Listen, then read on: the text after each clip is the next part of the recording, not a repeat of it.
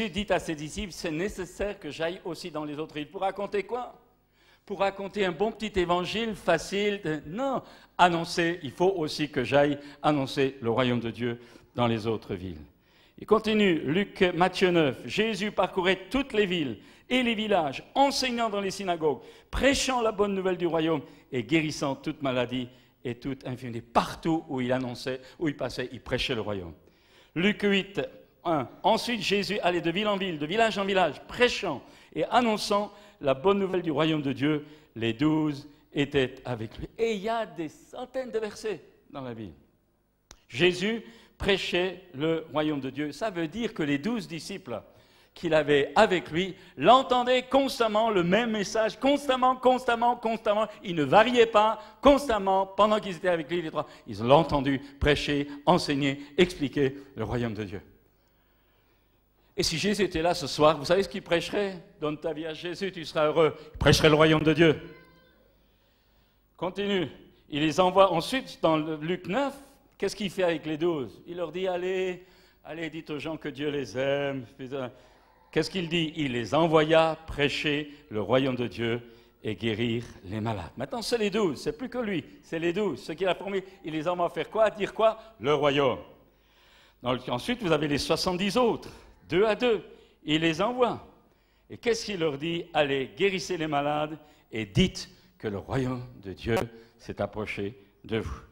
Alors, Jésus prêchait le royaume de Dieu. Les 12 prêchaient le royaume de Dieu, les 70 prêchaient le royaume de Dieu, et dans Luc 16, verset 16, Jésus dira, la loi et les prophètes ont subsisté jusqu'à Jean, depuis lors, le royaume de Dieu est annoncé, et chacun use de violence pour y entrer. Ici, dans toute la Bible, la loi et les prophètes font partie de l'Ancien Testament jusqu'à Jean, et au moment où Jean disparaît, c'est la prédication du royaume de Dieu. Alors franchement, on va encore continuer. Matthieu 5, voyant la foule, Jésus monta sur la montagne et après qu'il se fut assis, ses disciples s'approchèrent de lui, puis ayant ouvert la bouche, il les enseigna et dit, « Heureux les pauvres en esprit, car le royaume des cieux est à eux. » Maintenant, il ne prêche plus, il enseigne, il explique. Continue encore. Dans les chapitres 5, 6, 7, je fais vite, c'est constamment dans les paraboles le royaume de Dieu. Et puis il explique que ton règne vienne, que ta volonté soit faite sur la terre. Cherchez le royaume de Dieu et sa justice d'abord, et toutes choses vous seront données en plus. Et quand vous regardez les différentes paraboles de Matthieu 13, sur les 8 paraboles, sermon, la semence, etc., le levain de la femme, etc., toujours le royaume de Dieu. Franchement, quand on voit le nombre de chrétiens qui achètent tous les bouquins possibles et imaginables, ils lisent les bouquins, mais il faudrait peut-être revenir à la parole de Dieu. Le royaume des cieux est semblable à un trésor caché dans un champ. Le royaume des cieux est semblable à un marchand qui cherche de belles perles. Le royaume des cieux est semblable à un filet. C'est pourquoi tout ce qui est inscrit en ce qui concerne le royaume de Dieu est semblable à un maître de la maison. Et Jésus enseigne, explique le royaume de Dieu. Et qu'est-ce qu'il fait après sa résurrection? Quand il apparaît aux disciples, qu'est-ce qu'il dit? Dans Actes 1, 3, après qu'il eut souffert, il leur apparut vivant et leur en donna plusieurs preuves, se montrant à eux pendant 40 jours et parlant des choses qui concernent le royaume de Dieu. Alors franchement, il faut dire, Seigneur, tu as besoin de te renouveler, hein? Tu as besoin de te renouveler. Tu n'as pas besoin de... Seigneur, il faut peut-être que tu pompes des prédications d'autres confrères. Tu as besoin de te renouveler, alors. Il n'y a pas d'autre message. Pierre, le jour de la Pentecôte, en juif, ce Jésus que vous avez crucifié, Dieu l'a ressuscité et l'a établi Seigneur. C'est ça, la prédication du royaume. Jésus, Seigneur. On va continuer. 3000 personnes furent touchées dans leur cœur parce que le royaume des cieux est prêché à la Pentecôte. Jésus ressuscité, assis à la droite du Père. Comme David avait l'expression, David dit au Seigneur, mon Seigneur, assieds-toi à ma droite jusqu'à ce que tous tes ennemis soient ton marchepied. C'est ainsi que Pierre a présenté Jésus comme Seigneur. Dans Acte 8, mais quand ils eurent cru à Philippe, qui leur annonçait la bonne nouvelle du royaume de Dieu et du nom de Jésus, hommes et femmes se firent baptiser. Quand ils eurent cru à Philippe, qui leur annonçait quoi? La bonne nouvelle du royaume de Dieu et du nom de Jésus. Il n'a pas non plus changé de message. Dans Acte 19, Paul entra dans la synagogue où il parla librement pendant 3 mois et discourut sur les choses qui concernent le royaume de Dieu. 3 mois dans la synagogue pour parler de quoi? Du royaume de Dieu. Et maintenant, quand il parle aux pasteurs d'Éphèse, il leur dit ceci au verset 25. Et maintenant, je sais que vous ne verrez plus mon visage, vous tous, au milieu desquels j'ai passé en prêchant le royaume de Dieu. 3 ans à Éphèse, et qu'est-ce qu'il prêchait? Le royaume de Dieu. Et puis, dans le dernier chapitre des Actes, il arrive à Rome, prêchant le royaume de Dieu et enseignant ce qui concerne le Seigneur Jésus-Christ en toute liberté et sans obstacle. Quand il arrive au verset 23 du dernier chapitre, ils lui fixèrent, les Juifs lui fixèrent un jour, et plusieurs vinrent le retrouver dans son logis. Paul leur annonça le royaume de Dieu en rendant témoignage. Arrivé maintenant au fond du sujet. La réforme a remis en vigueur le salut par la foi. Mon juste vivra par la foi. Mais la réforme n'est pas allée jusqu'au bout. Luther et les réformateurs, s'ils nous ont fait persévérer dans beaucoup de choses, fait avancer dans beaucoup de choses, n'ont pas remis en vigueur totalement. Et la notion du royaume de Dieu n'a jamais été mise en vigueur d'une façon claire avant ces dernières années. Ça veut dire quoi? Ça veut dire comment? Eh bien, ça veut dire prêcher le royaume de Dieu et le vivre, ça veut dire que Jésus est mon Seigneur. Il faut arrêter le faux évangile en disant si tu confesses Jésus comme ton sauveur, tu seras sauvé. C'est faux, c'est anti-biblique, c'est une hérésie qui a fait de nos chrétiens des assistés. Votre Bible, ma Bible, me dit que si je confesse Jésus comme Seigneur, je serai sauvé. Il n'est pas dit si je le confesse comme sauveur. En un mot, Jésus ne pourra être ton sauveur que si d'abord, tu acceptes dans ton cœur, dans ta vie, par une décision personnelle, qu'il soit d'abord ton Seigneur. Et c'est là que vous avez un évangile au rabais, des conversions au rabais, des gens qui finalement rentrent dans l'église parce qu'ils ont eu une bénédiction, parce qu'ils ont été ceci, parce qu'il y avait l'atmosphère, mais ils ne sont jamais passés par cette crise fondamentale qui est de savoir que Jésus est le Seigneur et le Seigneur de tout. Parce que s'il n'est pas le Seigneur de tout, il est le Seigneur de rien du tout. Et nos églises sont remplies de gens qui ont les mêmes mentalités que ceux du monde, qui ont les mêmes désirs que ceux du monde, qui ont les mêmes manières de vivre que ceux du monde, qui gèrent leur argent comme ceux du monde. Ils ont tout, parce que, je vais vous dire maintenant le fond de ma pensée, parce qu'ils ne se sont jamais vus perdus. Ils ne se sont jamais vus perdus. On l'a dit, dans ton cœur, tu seras sauvé. Jésus va te bénir, Jésus va t'aider, Jésus va te... Mais c'est pas ça. Quelle est la racine profonde, la cause profonde de notre séparation avec Dieu, de nos premiers parents? La rébellion. Nos premiers parents se sont rebellés. Ils ont mis Dieu de côté. On part nous-mêmes, c'est nous. L'humanisme, c'est une rébellion officialisée. Mais je continue. Quel est le problème? La racine du péché qui sépare l'homme de Dieu? La rébellion.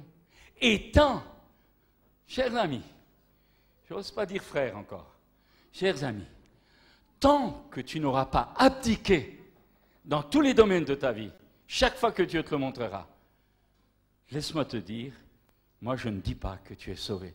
Tu es un bon religieux, tu as une belle petite religion, mais tu fileras en enfer quand même. Parce que c'est seulement en confessant la Seigneurie de Jésus-Christ que tu pourras alors expérimenter ce que la Bible appelle les bénédictions. Alors je vais dire quelque chose.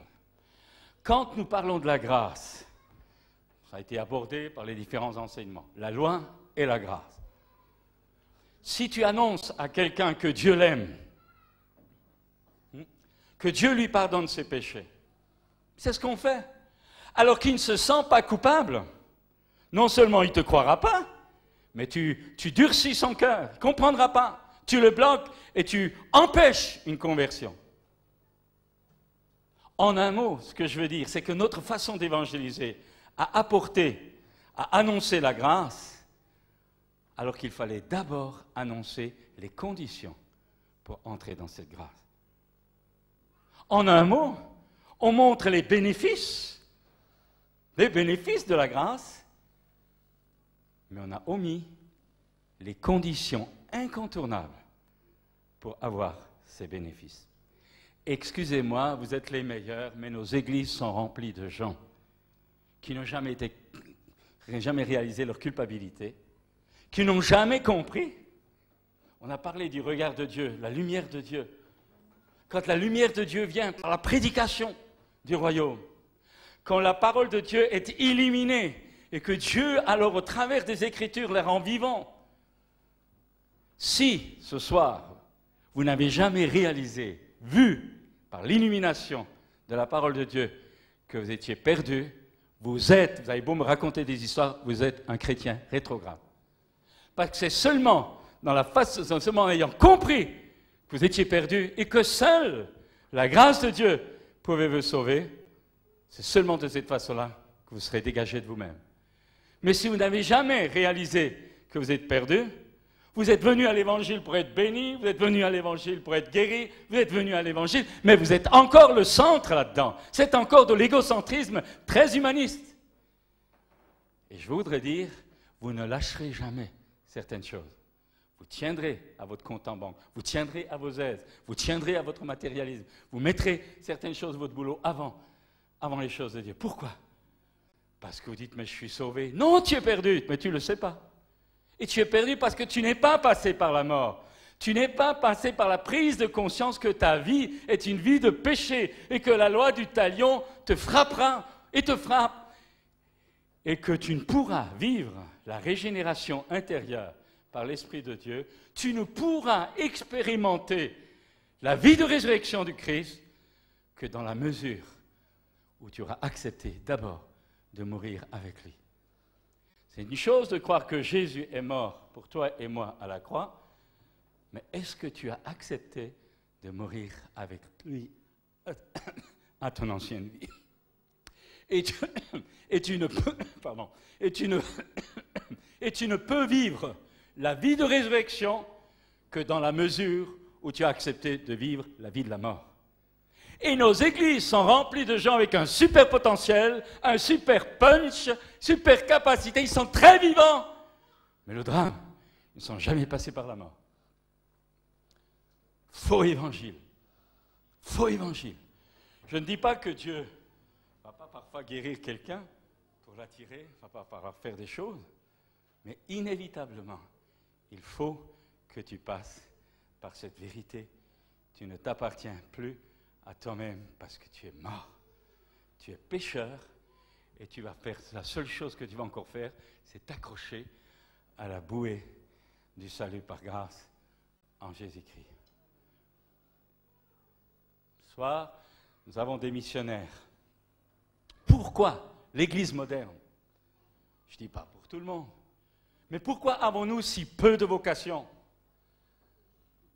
Pourquoi avons-nous si peu d'engagement? Moi, je suis content, on ouvre l'école biblique le 15 septembre. J'ai 4 étudiants, niveau universitaire, qui vont filer de mon église, qui m'ont filé là-bas. Moi, je me réjouis. Mais pourquoi? Pourquoi n'a-t-on pas? Parce que les gens sont attachés, ils font leurs vacances, leurs trucs, leurs machins, leurs programmes, leurs trucs, leur petite vie, quoi. Et vous savez qu'ils pensent, tout en ménageant la chèvre et le chou, ils pensent, mais ils ne font pas partie des ouvriers de la dernière heure. Des bons chrétiens qui fileront parce qu'ils n'ont pas accepté la seigneurie de Jésus dans leur vie, dans les domaines, quand il leur montre ou quand il leur montrera. Mes amis, ce soir, moi, je ne vous dis pas l'évangile, tout à l'heure, on va prier pour les malades, alors frissonner, trembler.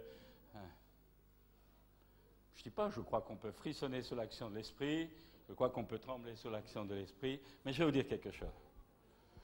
Il y a 2 ans, j'étais ici, pense...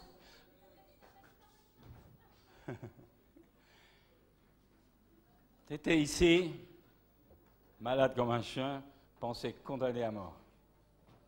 On rentre pas dans les détails. Tu es là, sur la chaise, tout le monde, la joie, tac, tac, les bannières. Bien. Alléluia. Puis j'entends une parole de connaissance, il y a quelqu'un qui a un corps au pied, le Seigneur le guérit. Un autre, il a mal au foie, le Seigneur le guérit. Franchement, j'étais là. Et je savais que dans la salle, il y avait des gars qui avaient le cancer. Mais j'ai dit, mais est-ce que c'est ça le royaume de Dieu? On se fout de qui ici? On se fiche de qui ici? On était à l'article de la mort et l'autre la parle de... alors tout le monde applaudissait. Mais non, moi je n'applaudis plus. Et je vais vous dire quelque chose. Il y a dans nos réunions des gens qui ont des besoins énormes. Des gens qui sont à l'article de la mort, ils ne le disent pas, ils sont seuls, ils sont condamnés. Ils viennent dans nos églises, ils viennent dans nos réunions, parce que nous sommes encore le seul espoir. Mais si ta vie est une vie de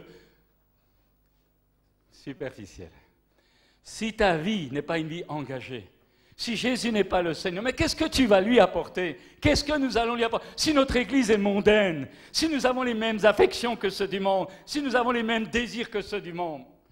L'autre jour, je discutais avec un couple de jeunes. Ils me disent, mais nous, on veut, un problème, on ne sait pas, on veut construire une maison. Alors, ici, ça ne va pas, on va le faire plus loin. Eux, ils n'avaient pas le problème d'argent, ils avaient le problème de l'endroit où construire la maison. Je dis, mais ça ne va pas faire un peu loin? Oh non, ça vu, bref.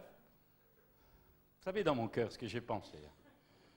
Je dis, bon sang, je me suis converti il y a 40 ans. Pendant 30 ans, on a vécu dans un 2 pièces, en plein centre de la ville. On évangélisait toutes les églises, avec tous les quartiers étaient faits avec des jeunes. On ne pensait pas avoir une maison, on ne pensait pas... Aujourd'hui, j'ai une belle maison, elle ne m'appartient pas, mais Dieu me l'a prêtée. Mais je veux dire, on ne pensait pas ça. Notre raison, c'était vivre Christ, pas de se faire une belle situation sur cette terre, c'était vivre pour lui, et rien que pour lui, parce que j'avais compris un jour, dans l'illumination intérieure, un culte, que j'étais perdu, j'étais un pauvre type, et seule la grâce de Dieu pouvait me sauver. Et quand tu passes par là, tu ne t'appartiens plus, tu rêves plus, tu veux plus des trucs, tu veux plus utiliser Dieu pour tes machins, pour ta vie égocentrique, pour ta vie égoïste. Tu veux plus ça. Il est ma raison de vivre. Vous connaissez ce petit cœur? Ma raison de vivre. C'est quoi votre raison de vivre? Une bonne situation? Un bon diplôme? Moi, je pense que chaque chrétien doit avoir un travail, un métier. Je pense que chaque serviteur de Dieu, chaque servante de Dieu doit avoir travaillé avant d'entrer dans le service de Dieu. Qu'est-ce que tu vas enseigner si tu n'as jamais bossé de tes 10 doigts? Tu n'as pas d'autorité, tu peux croire que tu en as une, tu n'en as pas. Tu n'as pas de boulot, tu n'as pas travaillé, tu es un parasite. Mes amis, chacun doit avoir un métier. Paul était faiseur de tentes. Mais, Dieu appelle quand on est dans notre travail.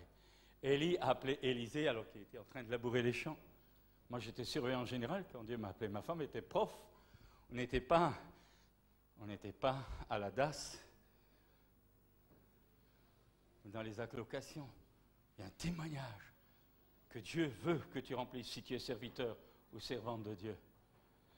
Je ne dis pas ça comme une critique, je dis tout simplement pour vous montrer combien le matérialisme, les conceptions du monde sont rentrées dans l'Église, sont rentrées dans la mentalité des chrétiens et qu'aujourd'hui ça ne les frappe plus. Mon frère, ma soeur, chers amis, ce soir, si tu n'as pas fait de Jésus ton Seigneur, tu peux avoir ton papa, ta maman qui te passe la main dans le dos, des bons trucs, des bons machins, tu es perdu. Sauf si tu ne le sais pas. Mais si tu as conscience que Dieu t'a demandé certaines choses et que tu ne les as pas faites, et que tu ne veux pas les faire, ta Bible, ma Bible disent que la rébellion est aussi coupable que la divination. Et pourquoi chassons-nous des démons des chrétiens? Pourquoi? Mais parce que plein de chrétiens sont rebelles. Ils font ce qu'ils veulent, quand ils veulent et où ils veulent. C'est important, mes amis. Le message du royaume de Dieu, ça veut dire que l'autorité de Jésus doit pouvoir s'affirmer dans ton cœur, dans tes pensées, dans ta façon de raisonner, dans ta façon de vivre, dans ta façon d'investir tes biens et dans ta façon de te comporter en tant que mari, en tant que femme, en tant que père, en tant que mère, en tant qu'enfant, envers tes parents. Honore ton père et ta mère afin que tu prolonges tes jours. Mes amis, le royaume de Dieu. Le royaume de Dieu, c'est pas, tac. Ça peut la joie. Alors je vais prendre un exemple. Vous avez, prenez deux hommes. Je prenais l'autre jour à Grenoble, je donnais cette image.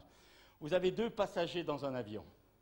Au moment où ils montent dans l'avion, une hôtesse s'adresse à l'un et dit « Monsieur, voilà, on a préparé des parachutes, mettez-en un, vous serez beaucoup mieux, vous serez tranquille, vous serez bien, mettez votre parachute à votre place. » Le gars y croit, il met le parachute, puis il s'installe. Déjà, il gêne à droite, à gauche, parce qu'un parachute, ça prend de la place. Ensuite, ça lui égratigne le dos, il n'est pas bien. Pour comble de malchance, quand l'hôtesse passe, du coup, elle trébuche, elle lui reverse le café sur le pantalon. Enfin, bref, vous voyez l'état d'esprit du gars. À la sortie, il dit « Mais pourquoi vous m'avez fait mettre le parachute? Ça m'a servi à rien. » Il n'était pas content parce que le parachute ne lui a servi de rien. Maintenant, vous avez l'autre.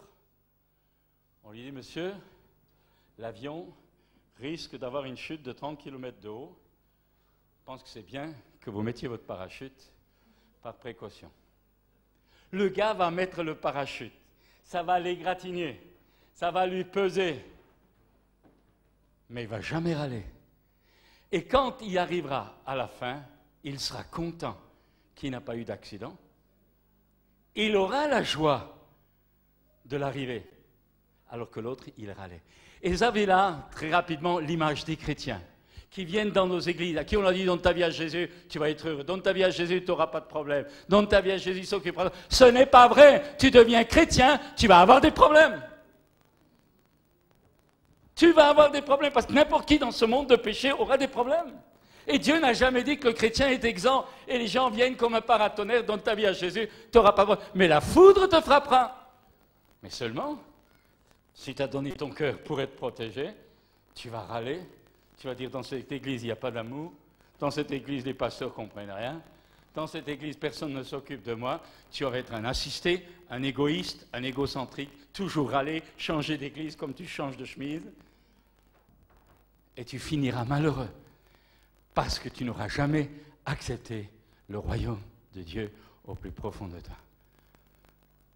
Mais l'autre, tout content d'être sauvé, rien n'était trop dur, rien n'était trop pénible. Et pourquoi aujourd'hui avons-nous tellement de gens mécontents? Pourquoi avons-nous tellement de gens qui râlent? Pourquoi? Savez-vous, on parle beaucoup de conversion des âmes, mais savez, de multiplication d'églises. Les églises ne se multiplient pas parce que nous gagnons des âmes aux inconvertis, les églises se multiplient parce qu'il y a plein de divisions.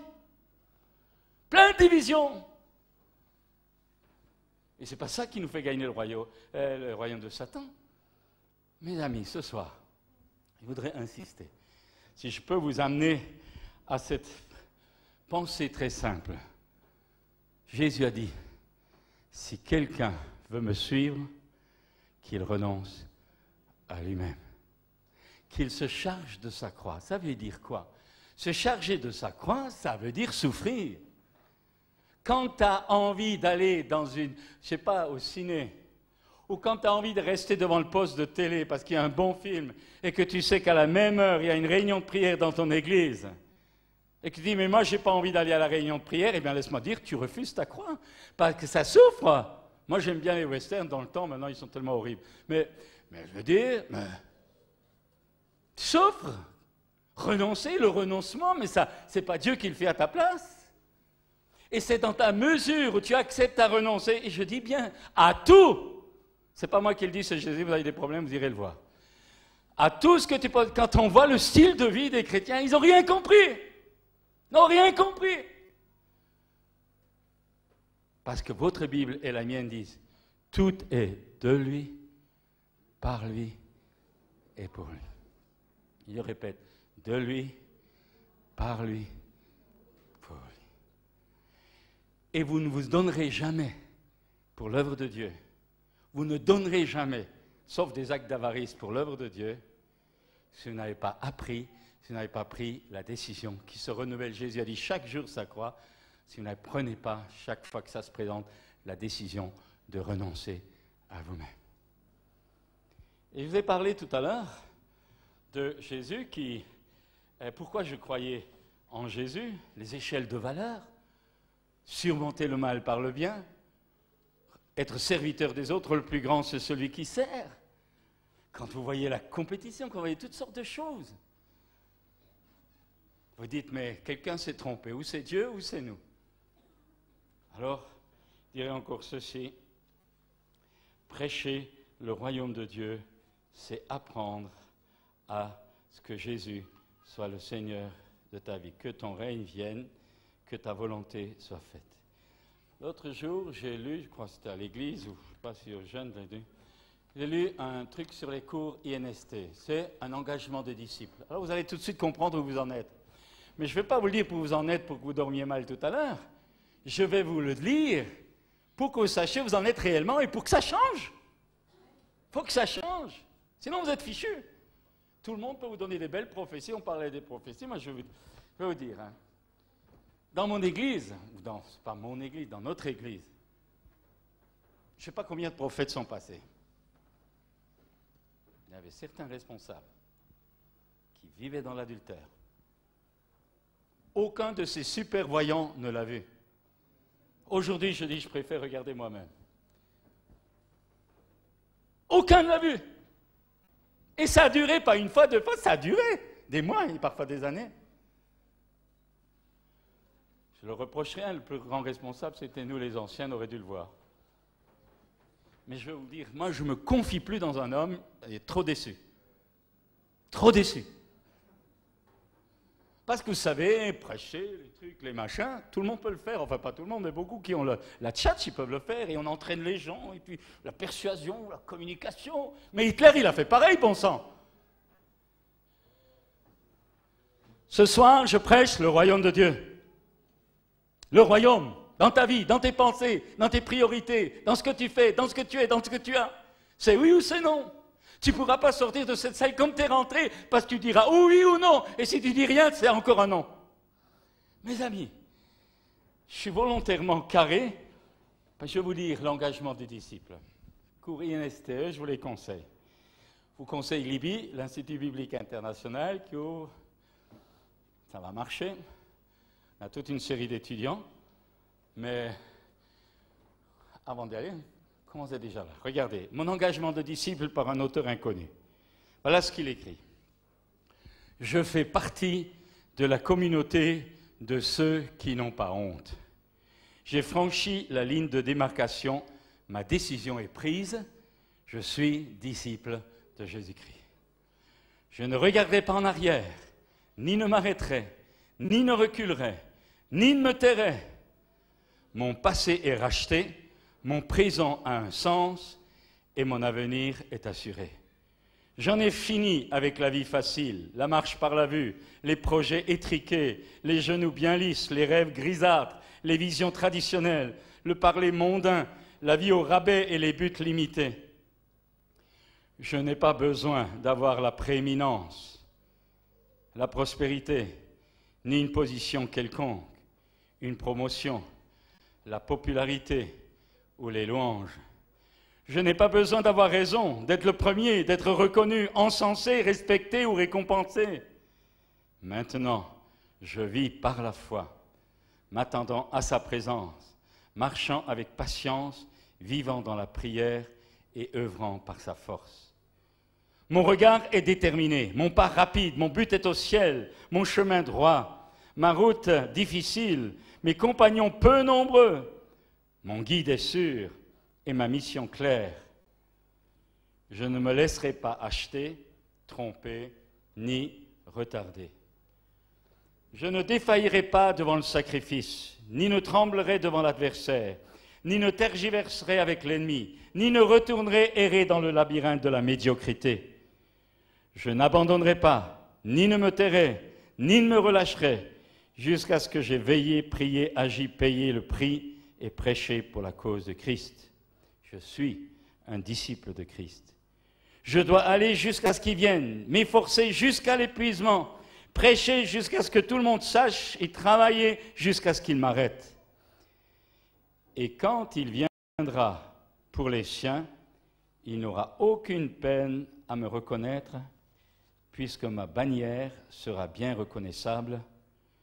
Je suis un disciple de Christ.